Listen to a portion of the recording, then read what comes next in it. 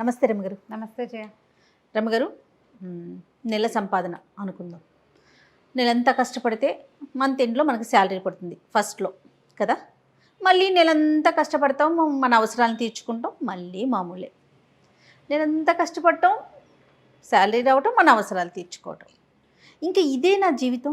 ఇట్లానే ఇట్లానే ఇట్లానే ఇట్లానే రొటీన్గా ఇంత సంపాదన ఇంత ఖర్చు, ఇంత సంపాదన ఇంత ఖర్చు. కొంచెం ఎక్కువ వెళ్తే అప్పులు పాలవటం, ఆ ఖర్చును తగ్గించుకునే ప్రయత్నం చేస్తూ ఉండటం. ఇంతకు మించి ఎట్లా రమ్మగారు? అంటే ఇంకా ముందుకు వెళ్ళాలనే ఆలోచన కొంతమందికి ఉంటుంది. ఎలాగైనా వెళ్తాను అంటే జీవితాన్ని అనుభవించడం ఎలా అంటావా? జీవితాన్ని ఎట్లా ఎంజాయ్ చేయాలి? ఇంక ఇదే రొటీన్ అయిపోట్లా కాదా?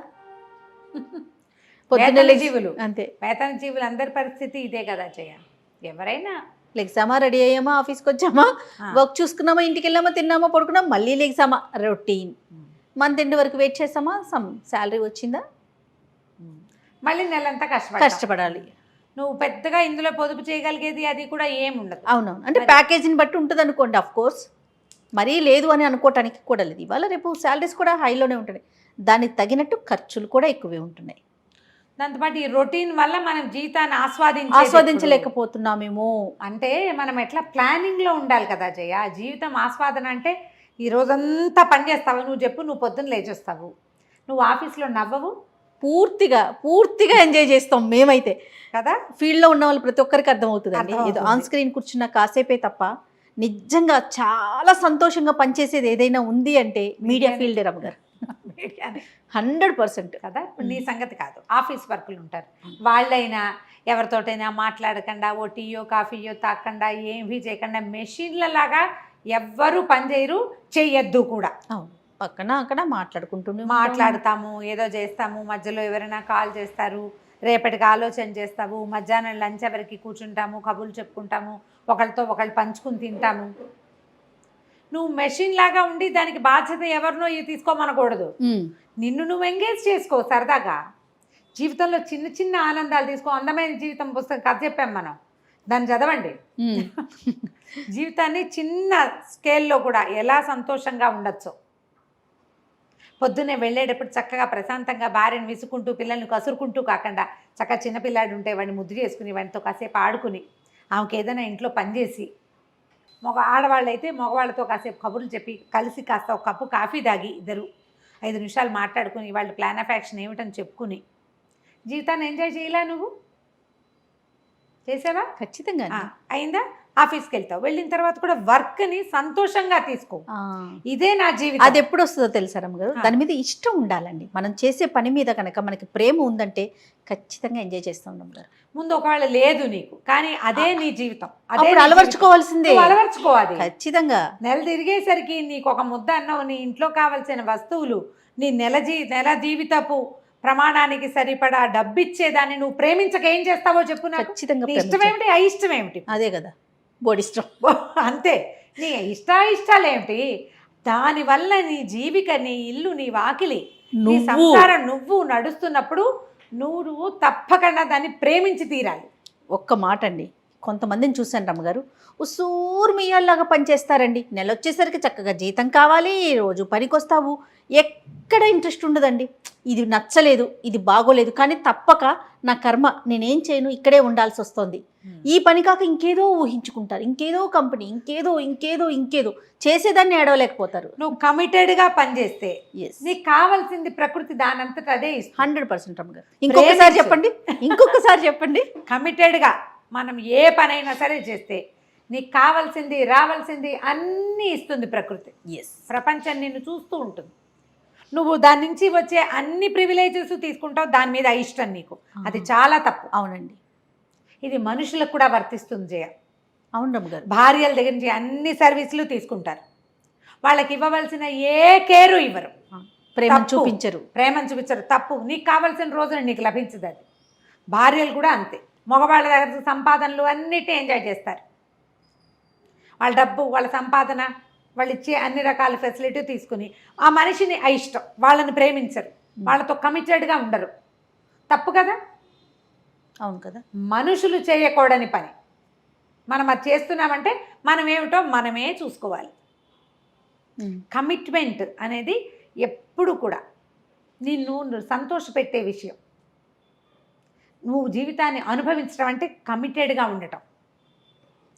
కమిట్మెంట్ లేకపోతే నీకు జీవితం అనుభవంలోకే రాదు. నువ్వు గాల్లో ఈ నీళ్ళలో కాగితం పడవలాగా కొట్టుకుపోతావు.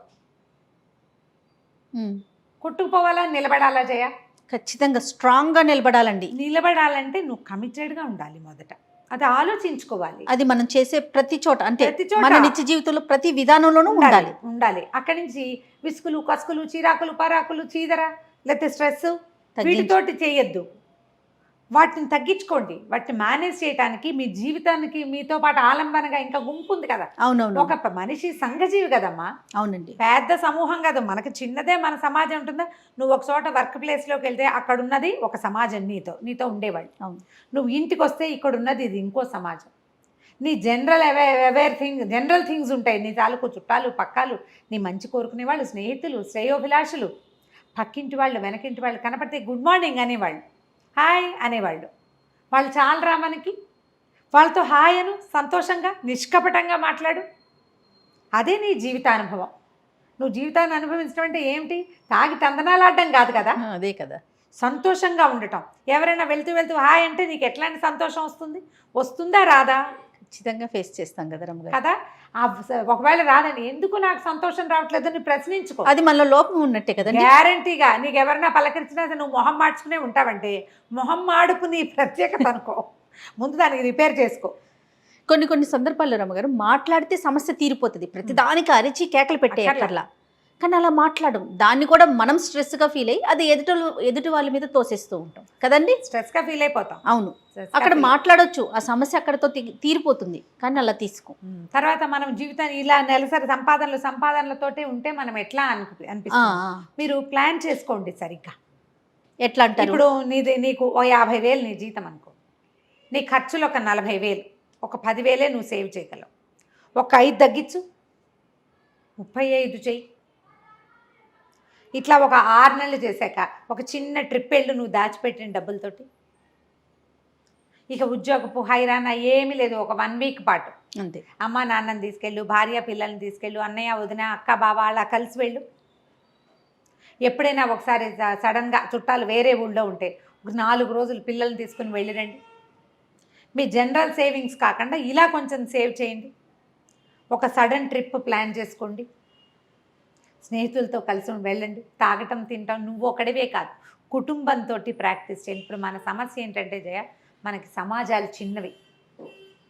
ఇప్పుడు పోనీ మనమైనా మనమ్మ భార్యాభర్త ఒకళ్ళో ఇద్దరో పిల్లలు వేసుకో.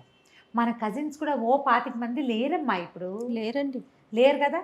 ఇదివరకు 10, 20 ఉండేవాళ్ళం. ఇప్పుడు మన కజిన్స్ వాళ్ళకు ఒక్కొక్కళ్ళు ఇద్దరు పిల్లలు. అవును. కజిన్స్ని కలవండి. మన పాత ఊరికి ఒకసారి వెళ్ళిరండి.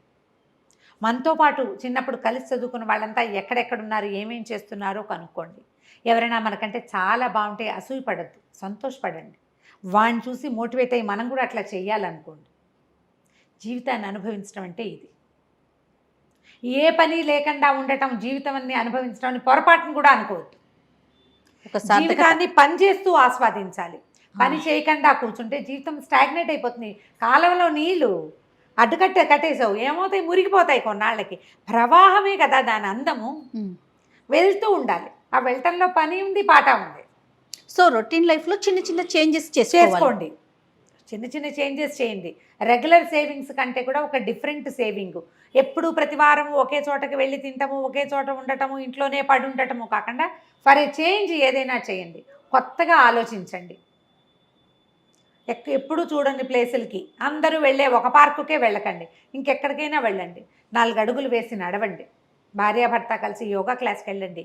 ఏ జూంబా క్లాసులో ఇవన్నీ వచ్చినాయి. మీరు ఒకళ్ళతో వాళ్ళొకళ్ళతో వెళ్ళిపోకుండా మీ ఇద్దరు కలిసి వెళ్ళండి. ఇలా ఎక్కడికైనా వెళ్ళండి, ఏదైనా చెయ్యండి అనగానే చెరుకో పక్కకి లాక్కుని ఇప్పుడు ఏంటంటే నేను వింటున్నాను జయ ఇట్లా. అవునండి. ఆవిడకి బిర్యానీ నీకు ఇష్టమైతే నువ్వు తెప్పించుకుని తిను, నాకు ఇష్టమైంది.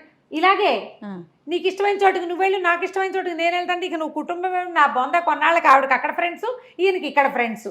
అంతే. కొన్నాళ్ళ పైక మీ ఇల్లు మీది, మా ఇల్లు మాది. ఒకళ్ళ కోసం రెండో వాళ్ళు వాళ్ళకి నచ్చింది చేయాలి. ఒక నెల నీ ఛాయిస్, రెండో నెల నా ఛాయిస్. సంసారం ఇలా ఉంటే ఎంజాయ్మెంట్ ఏంటో తెలుస్తుంది. రైట్. సంసారం బాగుంటే ఉద్యోగంలో కూడా హ్యాపీగా ఉంటాం. ఇప్పుడు మన పాయింట్ అదే కదా, మన సంపాదనలోనే ఉంటే జీవితాన్ని ఎప్పుడు అనుభవిస్తాము అని. మన పక్కనున్న వాళ్ళని సంతోషపెట్టి సంతోషపడండి, ట్రై చేయాలి. ఇవన్నీ కూడా ప్రయత్నాలే చేయ. మనం ఎక్కడ తప్పు చేస్తున్నాం, ఎప్పుడు నేను సెల్ఫిష్గా ఉంటున్నానా, లేకపోతే ఎప్పుడు ఈ అమ్మాయి సెల్ఫిష్గా ఉంటుందా అనేది ఆలోచించండి. అసలు ఏది సెల్ఫ్, ఏది సెల్ఫ్లెస్ అనేది ఆలోచించండి. ఏ ఓల్డేజ్ హోమ్కో వెళ్ళరండి, అమ్మా నాన్నల్ని ఓల్డేజ్ హోముల్లో పెట్టకండి. ఎక్కడైనా అనాశరణాలయాలకు వెళ్ళండి, వాళ్ళకి కావాల్సింది ఏదైనా కాస్త కొనుకెళ్ళి పట్టుకెళ్ళి ఇచ్చిరండి. ఇట్లా ఏవైనా చేంజ్ చేసుకోండి లైఫ్లో. అప్పుడు ఈ మొనాటని, ఈ సంపాదన వెనకాలే పరిగెడుతున్నామనే భావాలు తగ్గిపోతాయి. ఇవాళ రేపు ఇద్దరు వర్క్ చేసేటప్పుడు ఈ ప్రెషర్ వస్తుంది. చేయాలి. అవును, నెలంతా పరిగెడుతున్నాము, మనం ఏమి ఎంజాయ్ చేయటం లేదు అనిపిస్తుంది. చిన్న చిన్న ఆనందాలు వెతకండి. ఎవరి లెవెల్ ఆఫ్ ఆనందాన్ని వాళ్ళు, ఎవరి పద్ధతిలో వాళ్ళు, మీ ఛాయిస్ని బట్టి. వాన వచ్చేటప్పుడు కాగితం పడవ చేసి నీళ్ళల్లో వేసినా సంతోషంగానే ఉంటుంది. చేయ నేను ఇప్పటికి చెప్పనా, నేను ఇప్పటికీ కూడా ఈ షాపింగ్ లిస్ట్ రాస్తామా కాగితం, అది లిస్ట్ అయిపోయిన తర్వాత అది పడిపోతుందా, నేను దాన్ని మడత పెట్టి పడవ చేస్తాను. చేయ తోచకపోతే చేసే పనులు, ఏదో ముగ్గేస్తాను, పెద్ద వాకిట్లో ముగ్గులు గిగ్గులు నేనేం వేయను, మా సత్యవత వేసుకుంటుంది. ఏదో ఒక దాని మీద ఏదో గీస్తూ ఉండటం. కాగితం పడవలు ఎన్ని పడవలు ఉంటాయో మా ఇంట్లో. ఇంకేం పెద్దవి రావు నాకు, కత్తి పడవ మామూలు పడవ రెండు వచ్చు. మీకు అలా నచ్చిన ఏదైనా ఒక పని ఉంటే, అవి సంగీతం కావచ్చు, డ్యాన్స్ కావచ్చు, చిత్రలేఖనం కావచ్చు, బొట్లు అల్లటం, పూసలు అల్లటం, ఆర్నమెంట్స్ చేసుకోవటం, శారీస్కి ఏదైనా చేయటం, ఎంబ్రాయిడరీ చేయటం, చిన్న చిన్న వర్కులు చేయటం, మీ స్ట్రెస్ అందులో రిలీవ్ అవుతుందేమో చూడండి. ఆడ మగ కూడా. మట్టితో పాటరీ చేయటం, పాత్రలు చేసుకోవటము, షాపింగ్ చేయటము, విండో షాపింగ్ చేయటము. ఇది వరకు నాకు అది స్ట్రెస్ బస్టర్గా ఉండేది. ఈ కరోనా తర్వాత షాపింగ్లు ఎత్తేసాం. పైగా నేను ఫేమస్ అయ్యేసరికి ఎక్కడికి వెళ్ళినా ఎవరో ఒకళ్ళని పలకరింపులతోటే సరిపోతుంది. నాకు ఏమి చూడలేను, చావలేను. అందుకని పై రాష్ట్రాలకు వెళ్ళినప్పుడే షాపింగ్ అని మానేసుకున్న షాపింగ్.